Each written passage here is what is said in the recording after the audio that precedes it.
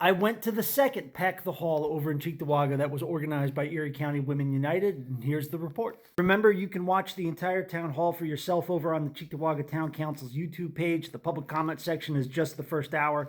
And please go follow Erie County Women United on Instagram and here on TikTok. Okay, so I actually kept score this time.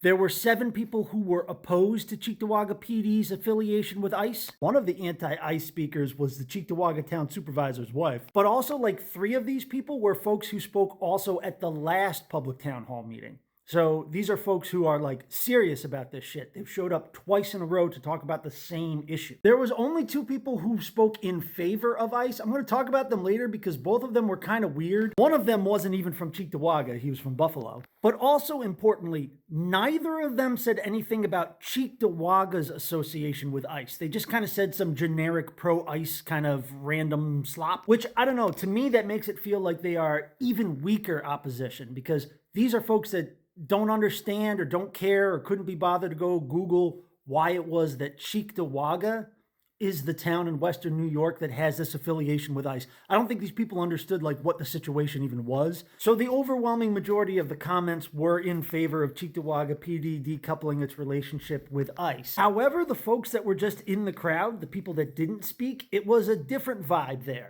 Last town hall, there was probably like 60 or 70 people in attendance, but there was probably only about 30 at this one. Last time, probably like 90% of the people who showed up were anti-ICE. So there was a lot of like clapping and cheering. It was a big like kind of jubilant atmosphere. This time around, I think the crowd was a little bit more like 50-50 split. So maybe like half of the people who showed up this time but didn't talk were folks who were like pro-ICE. These were people who were refusing to clap during comments that were speaking out against ICE or grumbling during them. So you kind of know like what side of the issue these folks were on. It's actually funny. The first guy who spoke out in favor of ICE, he like walked up to the podium kind of doing like big man walk. Right?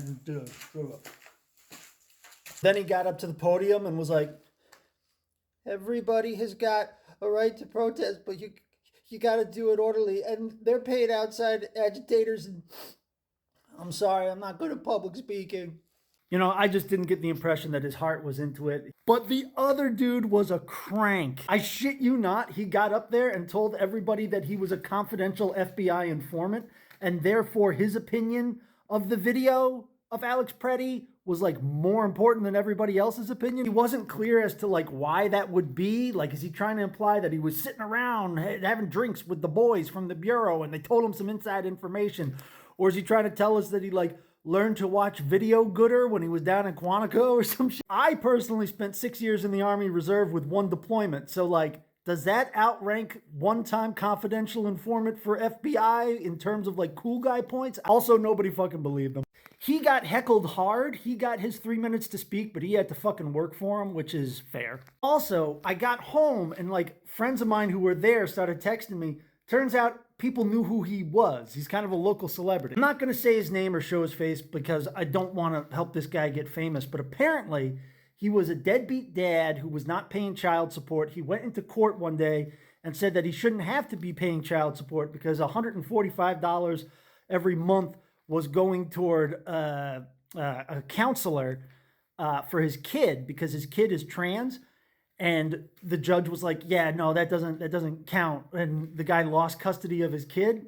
And now he's like doing a campaign and a podcast and trying to get famous for having his kids taken away from him because woke. He's from Buffalo. He's not from Cheektowaga. Apparently he's been on Fox News once. And other folks in the area say, yeah, he shows up at protests every once in a while and tries to do like Facebook trolling in real life.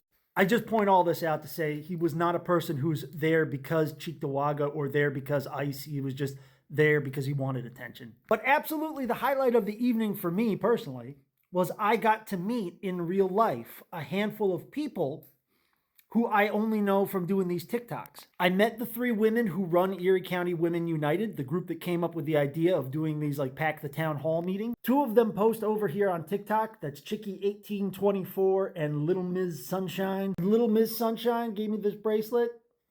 That's pretty cool. But also, as I was leaving, somebody tapped me on the shoulder. I turn around and it's this dude who posts here on TikTok as You Make Me Sith. He was like, hey, I know you from TikTok. And that's the first time I've ever got like TikTok recognized in real life.